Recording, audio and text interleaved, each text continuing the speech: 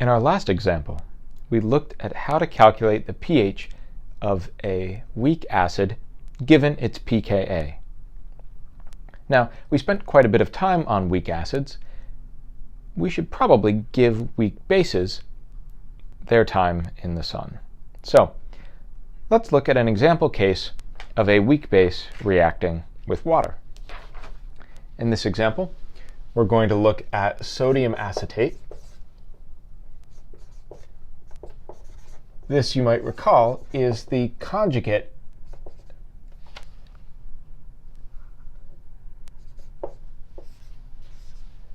of the acetic acid that we were looking at previously.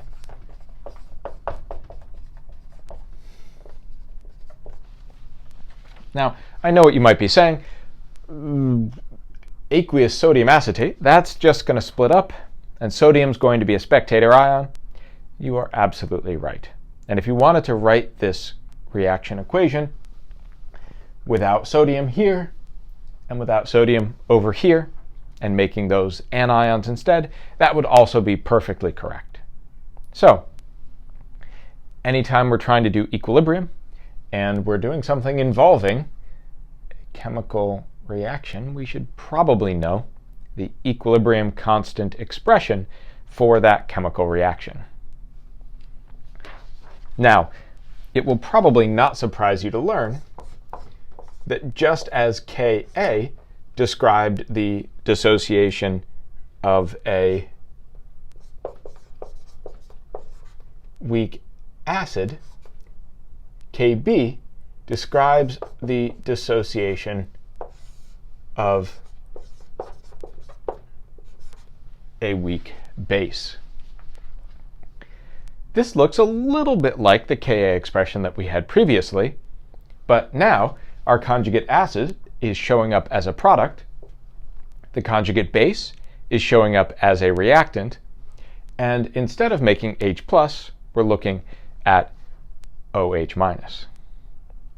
Now, just as we did in the case of our acetic acid previously, let's think about how we would expect this acetate to behave if we dissolved it in water. So, let's look at the case of 0.05 molar sodium acetate. Now, if we were to measure the pH of this, would you expect it to be greater than, equal to, or less than 7? This is a weak base, so I would really expect it to be greater than pH 7. Let's see whether that turns out to be the case. It does. The pH of this solution is 8.73. So, how do we find a Kb if we're given the pH of a weak base in solution? Well, some of this is going to be quite similar, so I'm going to move through it fairly quickly. But I would strongly recommend, if at any point in this process you feel unfamiliar with what we're doing, you check back to make sure you feel comfortable with the process of finding OH- concentration from pH. There's more than one way to do this. I tend to like to calculate H+ concentration first and then go to OH-. There are lots of options available. So that means that we're going to be dealing with an H+ concentration of 1.9 times 10 to the negative 9 molar. Again, you may want to check back to chapter 2 in your textbook to make sure you're comfortable with switching between H+ and OH- concentrations.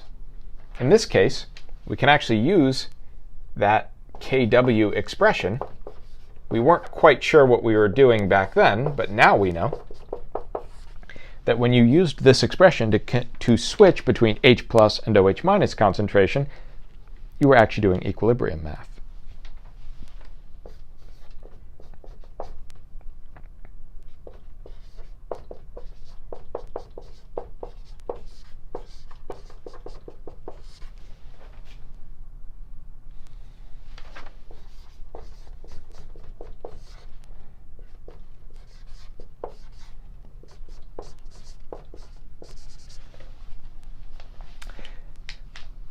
Okay, great. We know our OH minus concentration.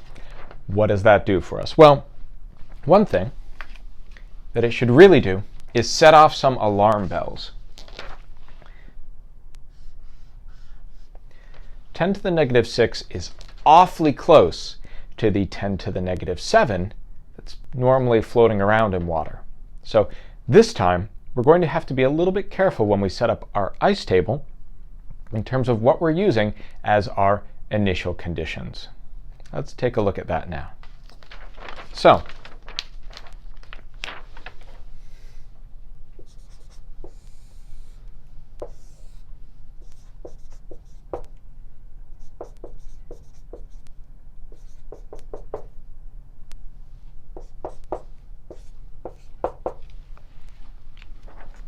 in this case, we know the amount of OAC minus that we started with. We know there was none of its conjugate acid when this was first, but that first moment that it was put into solution. And in this case, we know that our neutral water, before the acetate reacted with it, would have had 1 times 10 to the negative 7 molar OH minus. So, how do we move forwards? Well, we know the amount of OH minus that we must have had when we were all done as well.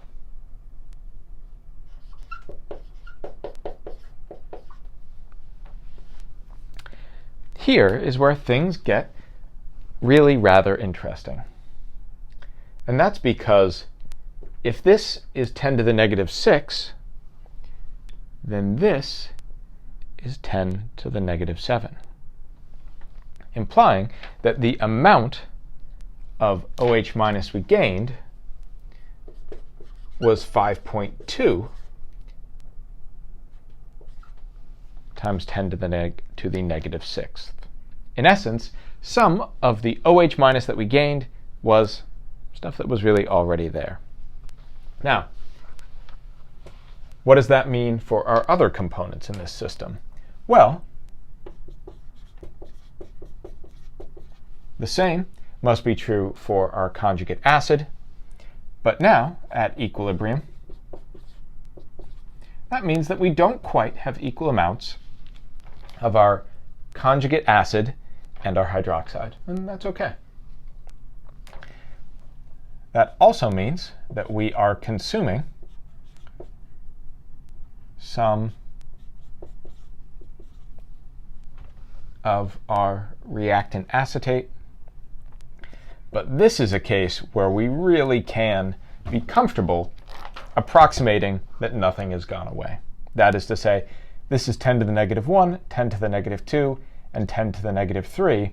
10 to the negative 6 would be all the way down here. So we're pretty well set there. All right, let's calculate a Kb value and see where we're going next.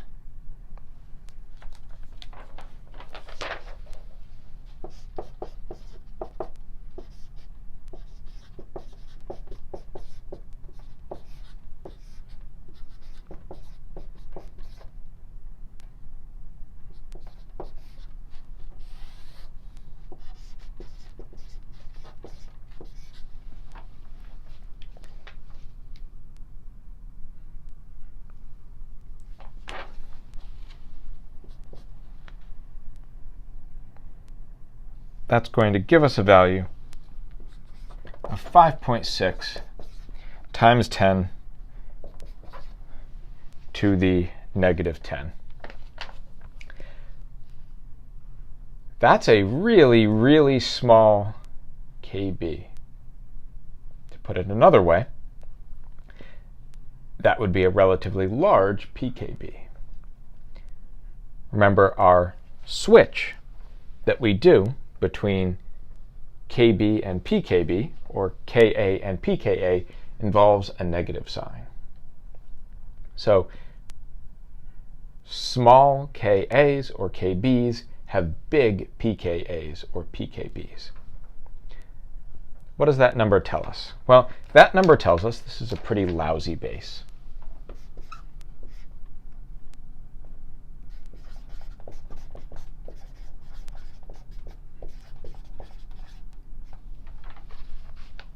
To put it yet another way, it tells us that acetate is a weaker base than its conjugate acid is an acid.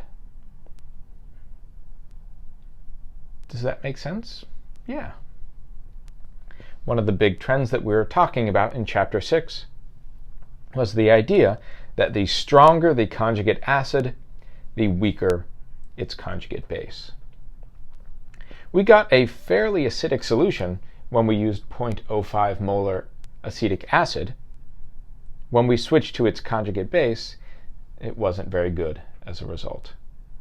Up next, we're going to be looking at how Ka and Kb interact with each other.